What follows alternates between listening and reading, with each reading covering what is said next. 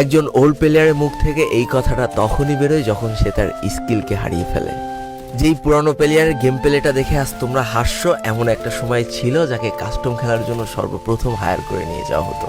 যেই পুরনো প্লেয়ারটার game play দেখে আজ তোমরা হাসছো, একটাবার খোঁজ নিয়ে দেখো সেই প্লেয়ারটার গেম প্লে দেখেই একটা সময় অনেক মানুষ গেম খেলা শিখেছে।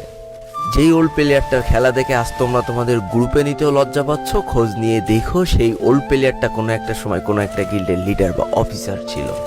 যেই ওল্ড প্লেয়ারটা আজ তোমাদের রিভাইভ দিতে যেতে ভয় পাচ্ছে, মনে রেখো একটা সময় ছিল যখন এই প্লেয়ারটাই পুরো মাঠ একা ফাঁকা করে বুইয়া নিয়ে আসতো।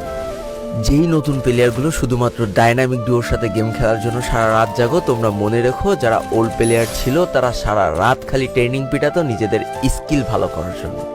আমি জানি আজকের দিনের যারা অন ট্যাপ মারা প্লেয়ার তারা কখনোই ফিল করতে পারবে না যে বসে জুম করে উঠে হেডশট মারার মজাটা আসলে কি ছিল।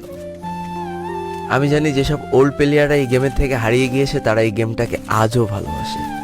জীবনে এমন হাজারো ওল্ড প্লেয়ার আছে যাদের ফ্রি ফায়ারই ছিল জীবনে প্রথম রাত জাগার কারণ। আমি জানি এমন হাজারো ওল্ড প্লেয়ার আছে যাদের রেজাল্ট খারাপ করারও প্রথম কারণ ছিল এই ফ্রি ফায়ার। আজকের দিনের নতুন প্লেয়াররা উচ্চ স্বরে বলে আমি ফ্রি ফায়ার গেমটাকে প্রচুর ভালোবাসি, আর যারা ওল্ড প্লেয়ার ছিল তারা বলতো ফ্রি ফায়ার আমার ইমোশন।